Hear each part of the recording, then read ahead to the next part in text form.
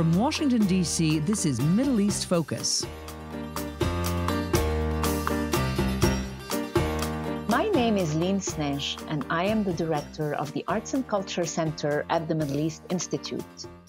Today's podcast is one of the several programs coming out of our first open call sales show, Art in Isolation, Creativity in Times of COVID-19, that opened on October 8, 2020, and will be up through January 29, 2021. The exhibition is curated by DC-based curator, producer, and researcher Jamila Rizgalla, and features 54 works from 39 emerging, mid-career, and established artists from 15 countries in the Middle East, spanning Morocco to Yemen. All works are featured online, and about 38 works hang in the MEI Gallery that is open by appointment only. All the art is for sale, so for those who have not yet had the chance to explore the show, it is on our site www.mei.edu. The exhibition offers a glimpse into the broad perspectives of Middle Eastern artists working during this challenging time of global pandemic, lockdown, and solitude that separated us and sometimes brought us together in strange ways. For some of our participating artists, the COVID experience was different for them. They had already experienced different types of forced confinements due to wars and conflict in their countries.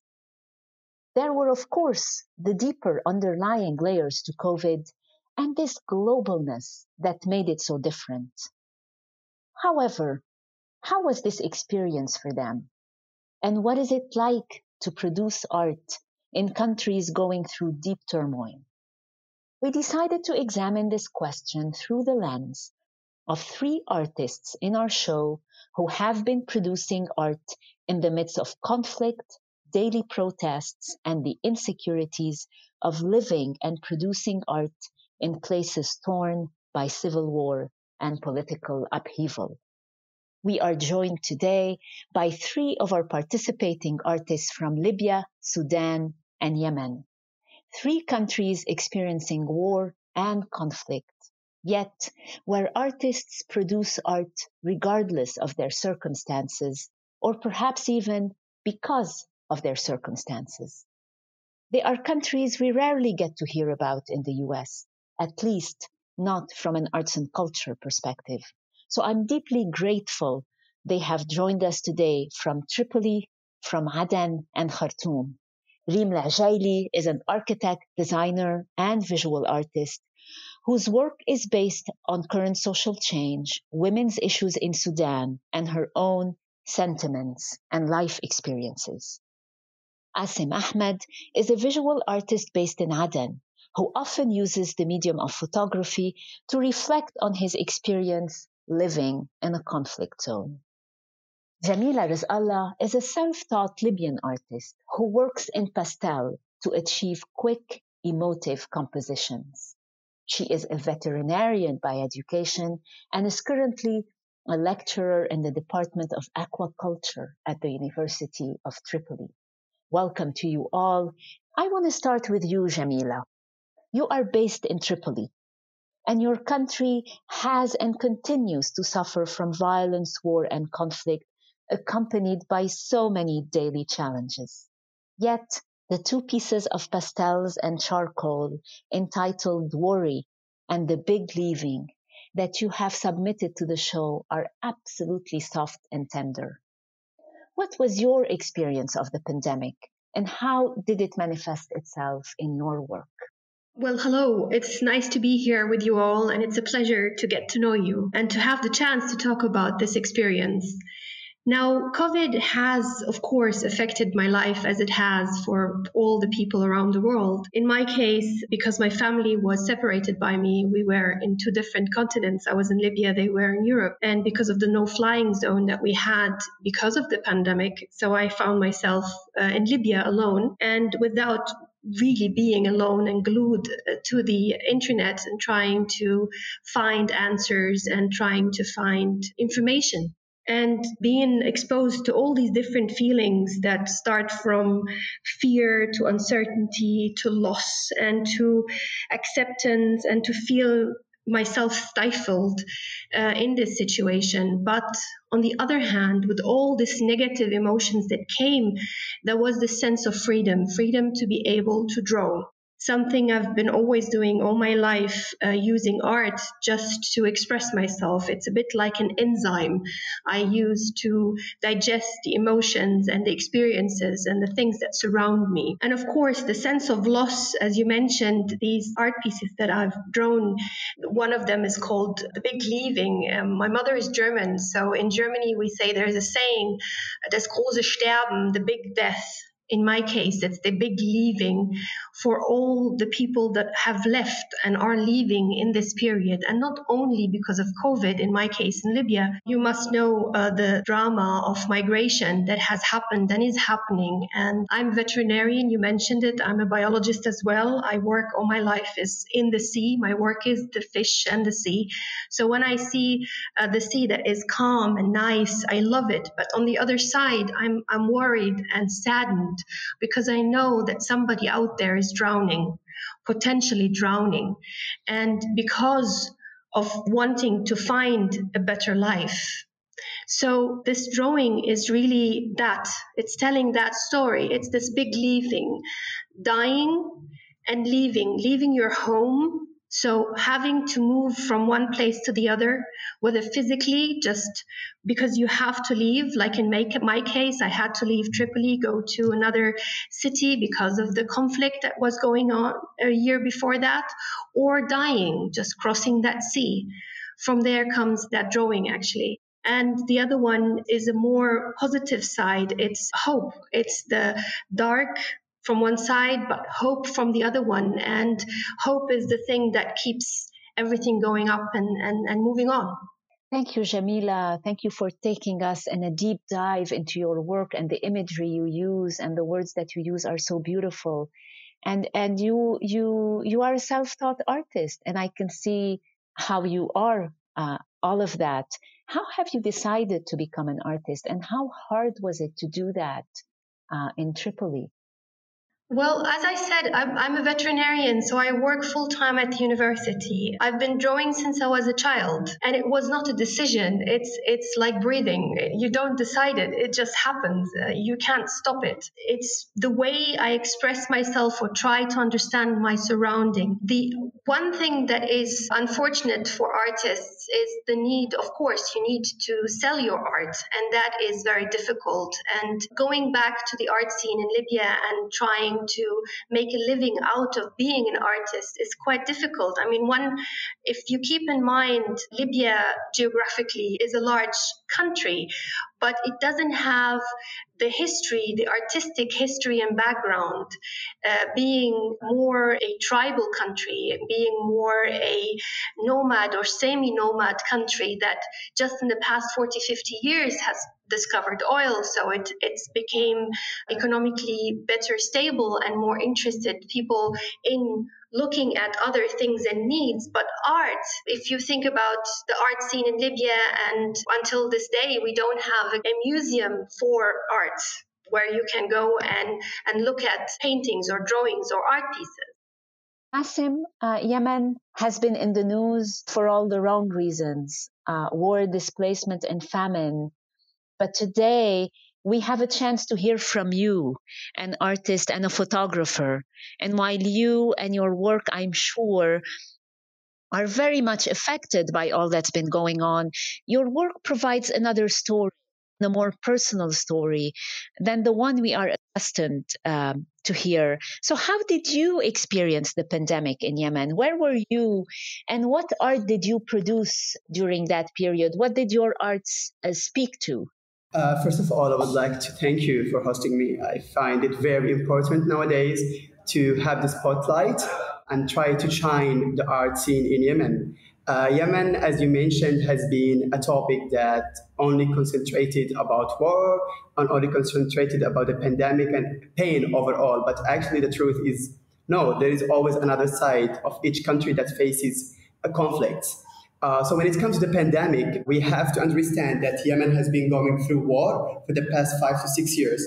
So adding on to the struggles and to the pain that we all have been through, the pandemic was a very, very, very difficult factor that adds to the country itself. To be an artist in Yemen is that you have to know that you have to push 10 times or 20 times harder than any other artist living in Europe or America just to make your voice heard.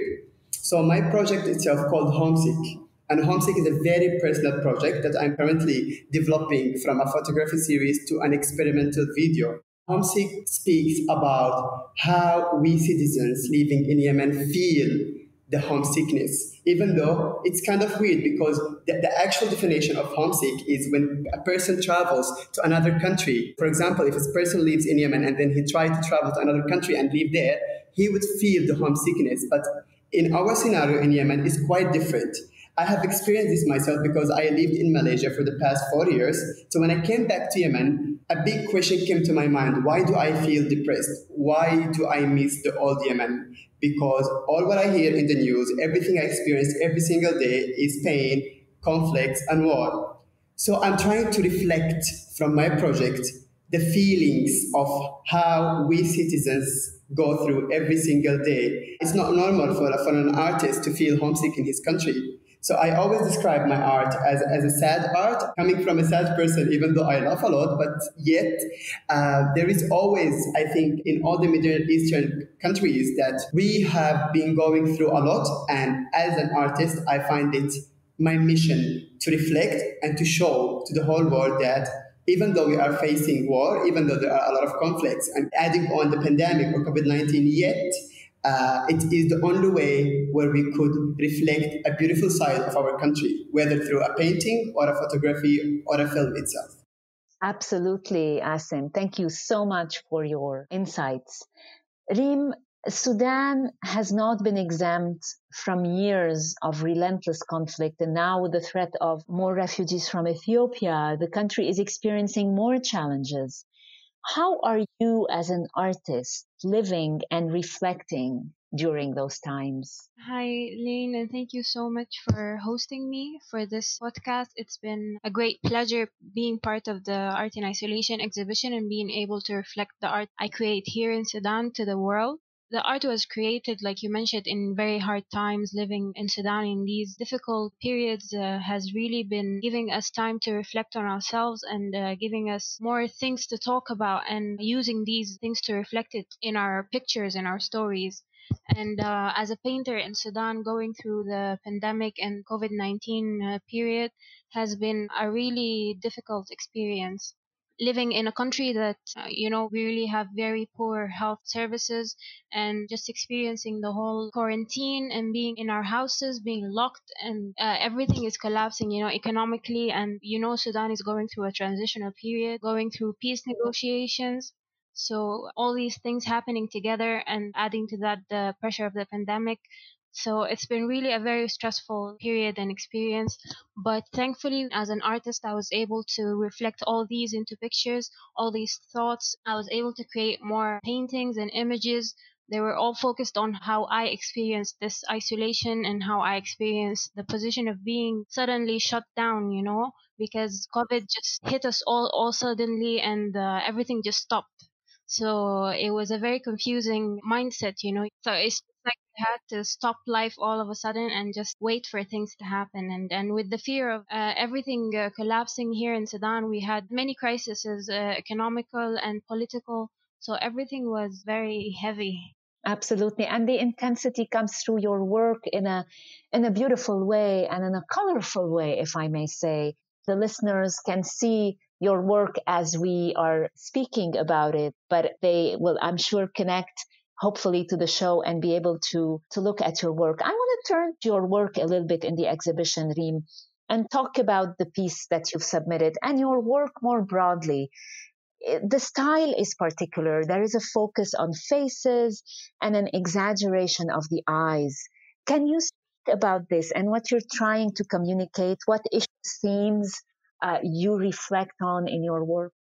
Yes, you're correct. I extremely focus on highlighting the eyes, highlighting the face and the figures, You look at my work and you see these figures. To some people, they're really disturbing to look at, they're just these distorted figures with features that look really intense, and I was trying to convey some emotions through these figures. So in my opinion, the face of the person says everything, and the eyes are the portal to everything inside a person. So from the eyes, you can understand how this person is feeling at a moment, and they emit all your emotions. So to me, they were a very important part of your features as you're trying to tell something through this person and through this character I'm trying to put into my pictures and trying to tell the stories from. So I started developing this style right before the lockdown and the COVID-19. And during the pandemic, I was able to explore it even more and create more pictures and more paintings with it. Absolutely. Thank you so much, Reem. Although each of your countries are experiencing turmoil, your beautiful art is a testament to the vibrant art scenes that are developing and to the power and ability of the art to transcend all. Jamila, you've started describing the art scene in Libya, but tell us a little bit more about the artistic landscape. Where is it concentrated most? And what supports are there for artists like you? Are most of them self-taught like yourselves, or are there any educational programs that could prepare somebody who wishes to explore an artistic career?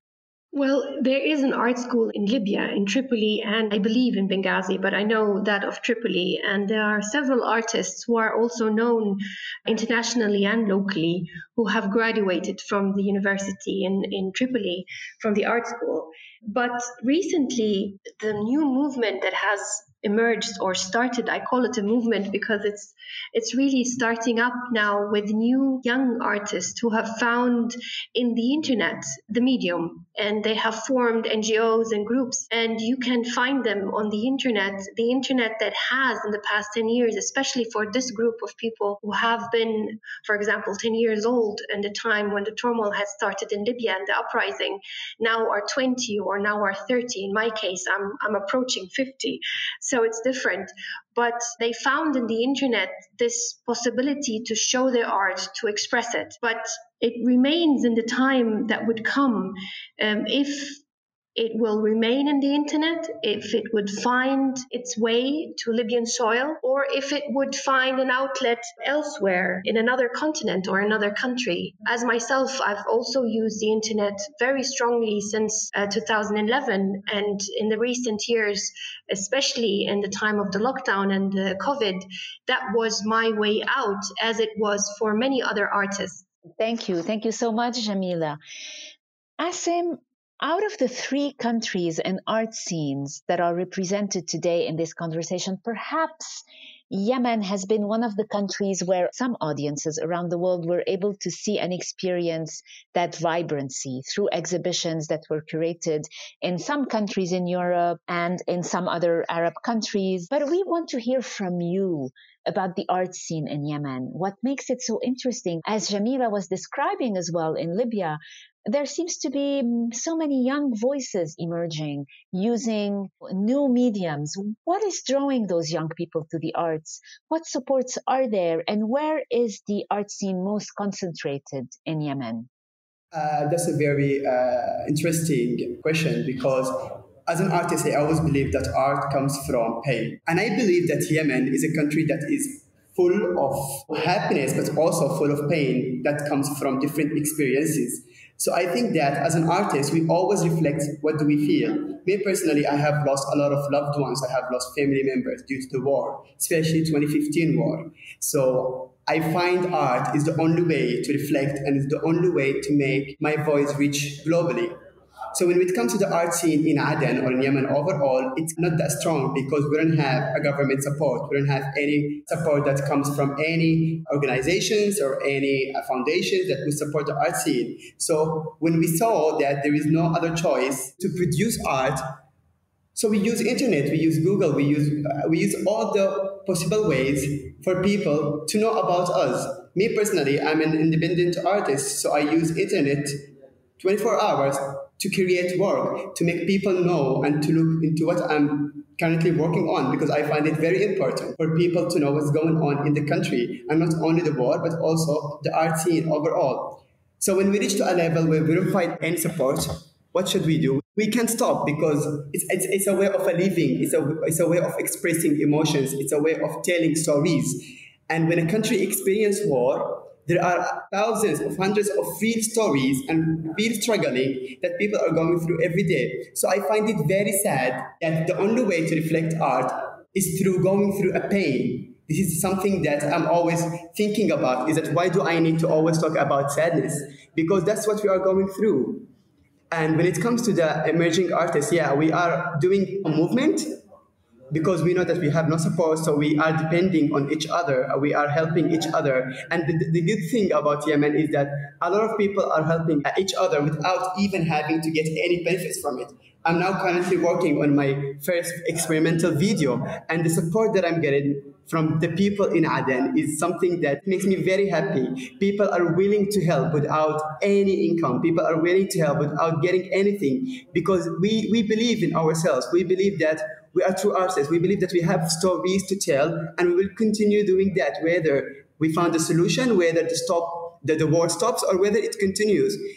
I find that hatred is attacking our country, pain is attacking our country, but yet we will never surrender as an artist. We will never give up. We will always have our cameras, our paintings, our colors to always fight back in our own way.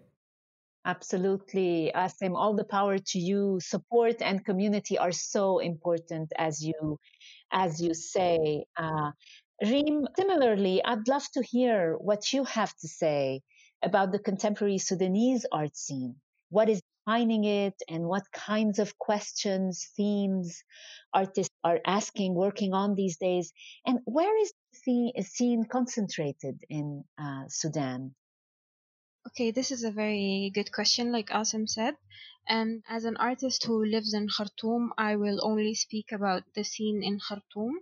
I mean, as I mentioned, Sudan has been going through a very difficult time through the transitional period.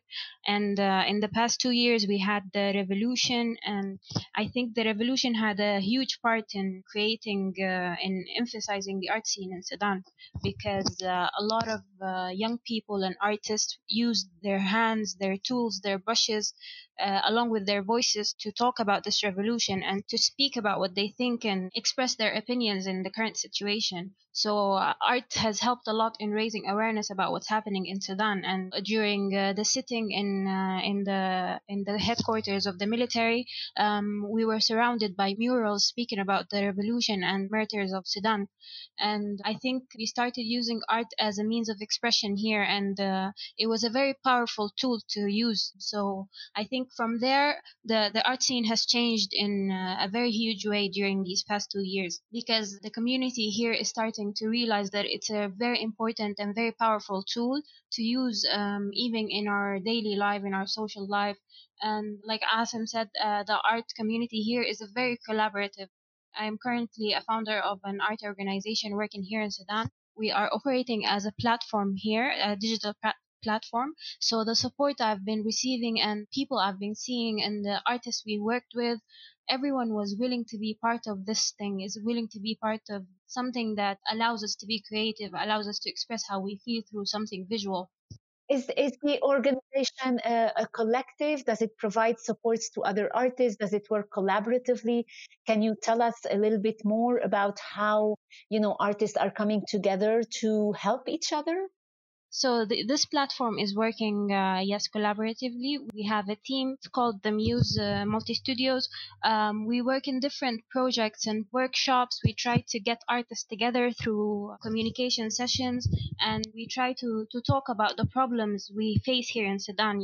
Like Jamila mentioned, we're in a country where we don't have art museums. We barely have schools for art. We have like 4 or 5 galleries here in Khartoum. So it's a very we have a lot of art in Khartoum. We have a lot of artists, a lot of talent, but the means for expressing these talents need more support and need more work. So through this organization, we're trying to support these artists, these newcomers. We're trying to fill the gap between what they need to get into this. the skills they need, the support they need, even by just holding conversations or trying to speak about a small topic that has been going around here. So the community is very collaborative and very willing to be part of things that help them be more creative and relieve some of the daily stress that they face here in Sudan. Because, like I mentioned, we're going through very tough times. But like I was saying earlier, the revolution helped us in trying to explain that we need art in our life, that we need it in our daily life, even if we live in a country that's not exactly the way we want it to be right now. But art is helping us to come closer to where we want to be. Absolutely. Hearing from you all has been so incredibly inspiring. A final question to the three of you before we close this conversation. The pandemic almost created a before and an after world for all of us, regardless of our situation. What, in your opinion, is the role of the arts and the artist in this massive transformational period? Jamila, quick thoughts? It hasn't ended yet. It's a work in progress, and it's a way to express what's going on, what might come, but it's not ended yet. Thank you. Asim, final thoughts? In my case, I find that we got a way to live with the war, so we will always find a way to deal with the pandemic. This is as simple as what I want to say. Reem, what are your final thoughts? I think the artist's role are reflected in trying to project these periods that we're going through and these hardships, trying to visualize how we feel and what we're going through. So I think it's really important. It sets a visual image of everything that's happening. Do you mind, Lynn, if I have a question and a follow-up comment? Absolutely. Please go ahead, Jamila. Great. The first, just a follow-up comment on the art scene in Libya, I would like to add that there are singular efforts to promote the arts in Libya, either, as Reem has mentioned, in newly opened galleries or a gallery, and of course artists who are trying to promote art within Libya, in Libya, among the younger artists or the younger generation. The second question that I have actually for you, Lynn, what was the thought behind joining us three, I mean, Asim, myself, and Reem, into one podcast? You might have had the chance to combine different groups, I mean, from different countries. Is there a specific reason why you have joined us three together in this one podcast? Thank you for your question, Jamila. Well, we don't get to hear in the US so often about the art scenes in Libya, Sudan, and Yemen so often as we do from other places. And we wanted to give audiences an opportunity to hear from you all and transcend the narrative of war and the stigma associated with places experiencing conflict and offer another entry point, another way to engage. Coming from a country often associated with war, Lebanon, I know how frustrating this can be. I would love to continue talking with the three of you. I have so many more questions, but our time has come to an end. And I want to thank our guests, Jamila Rizgalla, Asim Ahmed, and Reem Aljeally, for being with us today. Please check their work on our site, www.mei.edu, Arts and Culture Center. Again, all of the art is for sale, with most of the proceeds going to support the artists. Thank you all for listening and tuning in. Keep an eye on our future programming and follow us on Twitter at MEI Art Culture. This has been a presentation of the Middle East Institute. To support MEI's programs and podcasts, please donate at www.mei.edu. Thank you for your support.